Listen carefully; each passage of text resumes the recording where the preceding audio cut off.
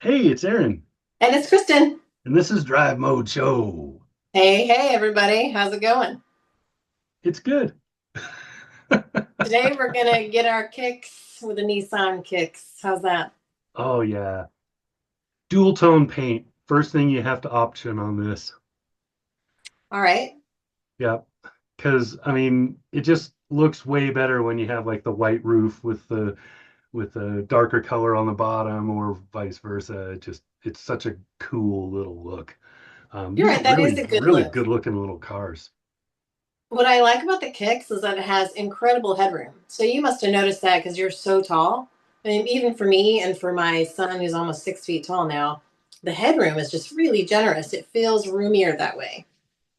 Yeah, it was really surprising. Most vehicles this size, when I get in them, I have to lower the seat the whole way and all the way to the bottom, and I didn't have to do that in this. It's also surprising how much leg room there is. Now, if you make a lot of leg room, that means there's none in the back because it is a compact vehicle. But with me setting it up for me to drive, my son at 6 feet had no problems in the being behind me. So that's a pretty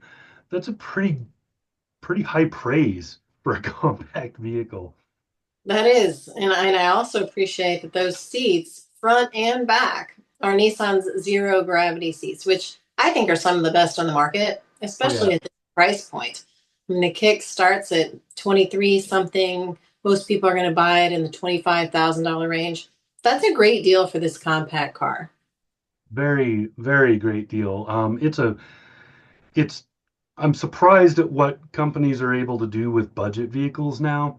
Um, I can't think of there are only, well, I can, but there's only a couple of cheap vehicles I can think of where they are cheap to buy and feel cheap to be in. And this is not one of those. Most of the entry level vehicles now are super high class for being so low cost. Um, for 23 and change, you're getting started in this with a lot of great equipment. Um, all the usual safety stuff, emergency braking, and all of that. Rear parking sensors, um, a 7-inch infotainment, stuff like that. But you go up to that 25 level, to that mid grade, and you're getting what used to be, what 10 years ago would have been considered a borderline luxury car. So it's a great vehicle. It is a great vehicle, and they improved the ground clearance by quite a bit this year, which is interesting. It went from 7 inches to 8.4. Now, I wouldn't recommend you take the Kicks off-roading because the suspension is adequate, but even on speed bumps, like you really feel the bumps. But it's interesting that it has that ground clearance so you can take a pothole, take a bump, and you're not going to notice as much.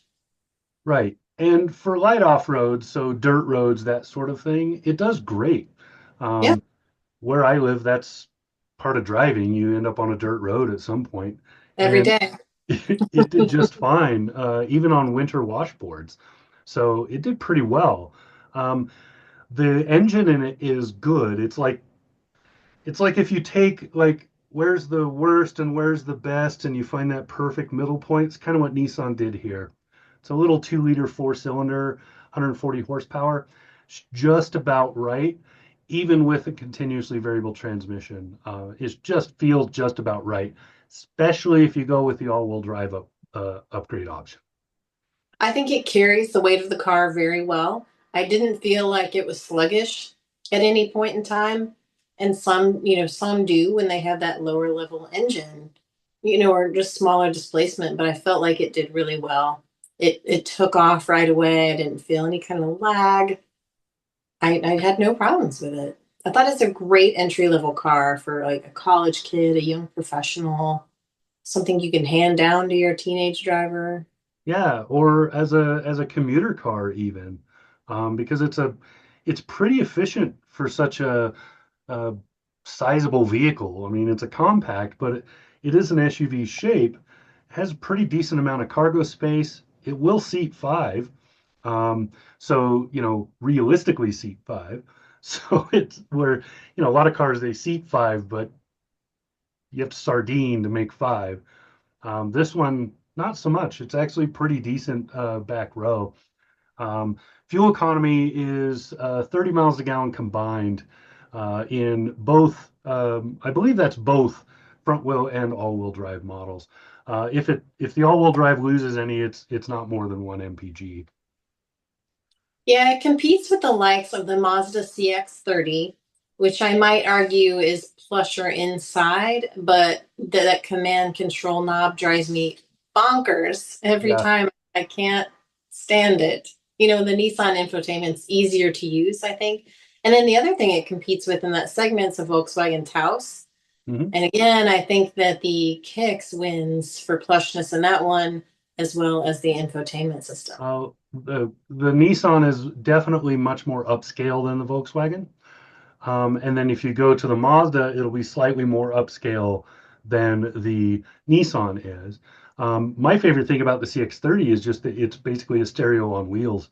It has a beautiful Right. sound system, especially if you go to the top level and you get the full treatment.